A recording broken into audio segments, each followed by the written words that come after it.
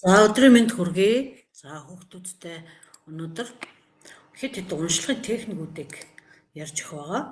За нэгдүгürt бол Хуадит гэдэг уншлагын техник байгаа. За энэ уншлагын техник бол юугаараа давуу талтай вэ? За илүү томруулчих. За юугаараа давуу талтай вэ гэхээр сурагчдаар байгаа ердийн агуулгыг төвөрлөж уншихдаа илүү их техниктэйгээр аргачлалтаагаар уншсанараа ойлгох чадвар бол тэр хичээл дээр ярьсан тэр ойлгох чадварыг бол нэмэгдүүлдэг байгаа. За энэ ихүүдийг бол ерөнхий боловсролын сургуулийн 6 дугаар ангийн нийт сурагчдаас ихүүдийг төвөрлөж авч хичээлдээ хэрэглэх ихүүдээ бэлдсэн байгаа. За хамгийн нэгдүгээр Хуадит гэж ер нь юуны тухай яриад байна вэ гэхээр энэ бол товчилсон үг юм байгаа. Үсэг үсгээр өөр утгаснаар илэрхийлдэг гэсэн үг.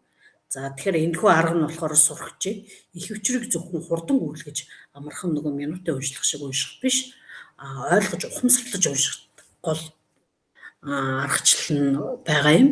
За хамгийн нэгдүгээр хэ гэдэг энэ үсэг бол харах гэсэн үгний төлхөр үг байгаа. За энэ дээр бол ихтер байгаа тодор бичигдсэн үгнүүд мөн гарчгийг харах байгаа. Харах юм үйлдэлийг хэлж байгаа. За хоёрдугаар үйлдэл нь болохоор тэр тодруулсан үгнүүдээ бүгдийг уншина. За гарчгаа уншин жишээлх юм бол ихийн гарчиг нь арг яс гэж бичсэн байвал тэн дээр байгаа түлхүүр үгнүүдээ харна гэсэн, харж уншина гэсэн үг, хараад уншина.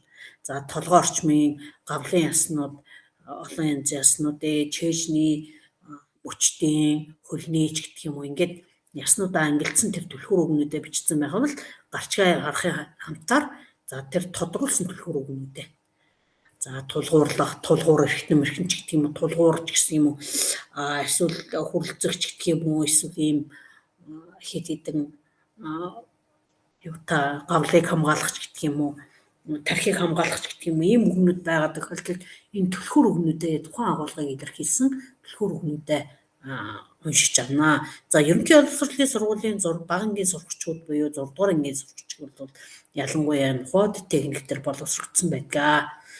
За дараагийнх нь болохоор асуух. За одоо нөгөө тодруулсан үг болон гарчиг үгнүүдээ энэ юу гэсэн үг вэ гэдгийг өөрийн бодлоор эхлээд тухайн үгэнд хариулах гэж оролдоно.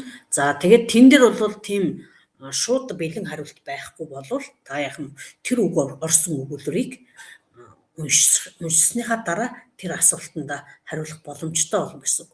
За дараа нь Д үсэг бол Хуадитийн Д үсэг бол дэлгэрүүлэн унших утгыг зангидах гэсэн юм утгатай байгаа. За энэ нь болохоор нөгөө түлхүүр үг орсон өгүүлбэрээ бүхэлд нь уншаад за мөн дээдлийн яг тэр түлхүүр үг орсон өгүүлбэрийн дээдлийн өгүүлбэр дараа өмнөх өгүүлбэр одоо арын өгүүлбэр хоёрыг холбож уншаад за энэ дээр бол за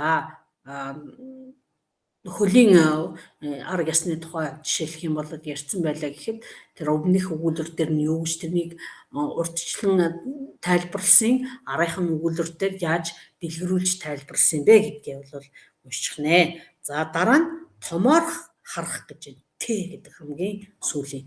Одоо бол ихээ бүхэлд нь уншихад логикийн дараалтаагаар унших боломжтой болно. За эрүүл хооллолт гэдэг сурагчийн эрүүл мэнд гэсэн сурагчгаас авсан ийм 100 үгтэй их байна. Боловсруулсан. За эрүүл хооллолт ба сурлагын амжилт гэдэг нэртэй ийм гарчигтай юм байна. За энэ гарчигн дээр түлхүүр үгнүүд нь шинжижээл, уураг, өөхтос, нүүрс ус, амин дэм, дархлаа, ой тогтоолт, өглөөний цайгаа гэдэг. За тэгэхээр энэ өгүүлбэрийг энэ 100 үгтэй энэ ихийг тодорхойлох үндсэн агуулгууд нь бол эдгээр үгнүүд юм, шимтгийл гэж юу юм. За эхлээд бол хардсан учраас энийгээ шууд сая уншчлаа бидэд. За одоо А буюу асуух гэдэг шимтгийл гэж яг юу юм бэ? Өөрөг шимтгийл гэдгийг уурга өөхтос амин дэм гэж юу хэлдэг юм бэ? Дархлаа гэж юу хэлдгийг, ой тогтоолт гэж юу вэ? Өглөөний цай гэж өглөөний цай гэж юу юм бэ гэдгийг дараа нь уншиж өөрийн үгээр тайлбарлаад ойлгохгүй бол ихэн уншаад тайлбарлах нэ. За одоо тэгэхээр шимтгийл гэсэн үгээ болохоор үг орсон өгүүлбэрээ дэлгэрүүлж унших хэрэгтэй тийм ээ. Бидний бие эрүүл бие махбод эрүүл өсөж тарнахад төр бүрийн шин тэжээл шаардлагатай гэж шүү. За шин тэжээл гэдэг бол уурга өгтөс амин дэмүүдийг бүгдээрнгийн нийлүүлэхээр шин тэжээл гэдэг юм тийм ээ. За дараа нь дархлаа гэдэг үгөө орсон өгүүлбэрээ уншия. Хүнсээ зөв сонгож бүх төрлийн жимс хүнсний ноог хэрэглэн дархлааг дэмжиж өвчнө сэргийлнэ. За тэгвэл дархлаа гэдэг зүйл бол өвчнө сэргийлэхэд ач тустай юм байна. За ой тогтоол гэдэг орсон өгүүлбэрээ уншия. Эрүүл хоолтод зөвхөн биеийн өсөлтөд бус харин тархины үйл ажиллагаа ой тогтоолтод сайнаар нөлөөлдөг. За тэгэхээр биеийн өсөлт тархины үйл ажиллагаанд болвол биеийн өсөлт болон тархины үйл ажиллагаанд энэ эрүүл хооллолт бол ач холбогдолтой юм байна. За өглөөний цай гэдэг орсныг харъя. За тиймээс өглөөний цагаа тогтмол ууж шавших нь сурлагын амжилтанд хүрэх гол үндэс юм а гэж. За одоо ингээ ихийг бүхнээр нь уншихад ерөнхий логик ойлголттой болсон учраас энэ дээр бол эрүүл хооллолт дээр санааг нь бол ерөнхийдөө ойлгочлоо. Уурга өгтөс амин дөм нүрс ус эдгээр нь бүгдээрээ нийлээ шим тэжээл болдго юм байна. За зөв эдгээрийг агуулсан зөв хүнсээ хэрэглэх юм бол дархлаагаа дэмждэг юм байна. За дархлаа. За энэ дээр болохоор нэг орхив зөв ялангуяа чихэрлэг ундаа хүнс бүтээгдэхүүнээс татгалзах зүйтэй гэж юм тийм ээ. За энэ дээр бол тэр амин дэм өгтөс уурга мург гэдэг чинь байхгүй юм байна. За эрүүл хооллолтын зөвхөн зүүн үндэс нь болохоор ой тогтоолтонд болон биеийн өсөлтөнд нь бол хоёуланд нь нөлөөлдөг юм байна. Тийм болохоор үргэлж өглөөний цагаа уух юм байна. Гэт энэ ихийг бол ингээ бүрэн ойлгочихж байгаа.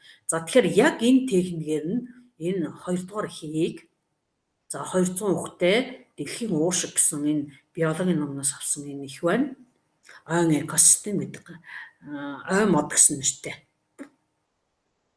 За ийм их байна. Энийг хуудас таргаараа уншаарай. За дараа нь хүн нийгэм бичээл дээрээс авсан Монгол нүүдэлчдийн соёл гэсэн 300 ихтэй ийм хуудас техникээр унших их байна.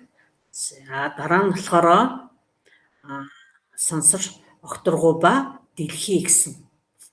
За энэ байгалийн ухааны номноос авсан багангийн байгалийн ухааны номноос авсан ийм их байна. За энийг бол 400 ихтэй ихийг хуудас техникээр уншиж та нар дэлгэцээ зогсоож гад энэ техникээр уншиж ойлгоод өөрөөсөө ихийг бүрэн утгаар нь шинжилгээний ихүүдийг ойлгоход их чухал юм техник байгаа. За дараагийн техник бол уншаад ойлгох чадварыг дэмжих олгох юм 5 техник гэж байгаа. За энэ 5 техник гэдэг нь болохоор мөн адилхан товчлсон үг байгаа. За 5 гэдгийн Т үсэг нь болохоор таамаглах, ихийг уншиж эхлэхээс өмнө гарчиг, зураг. За энэ 5 техникээр ямар ихийг хөвчлэн унших вэ гэхээр энэ зурагтай доголм өрөх ихтэй ийм утгачлсан агуулга өндөртэй ийм ихүүдийг 5 техникээр унших нь их зөвхөмжтэй. За түрүүчийн уншсан тэр хуудас техникээр бол дандаа үргэлжилсэн үгтэй ийм ихийг уншвал илүү их тохиромжтой.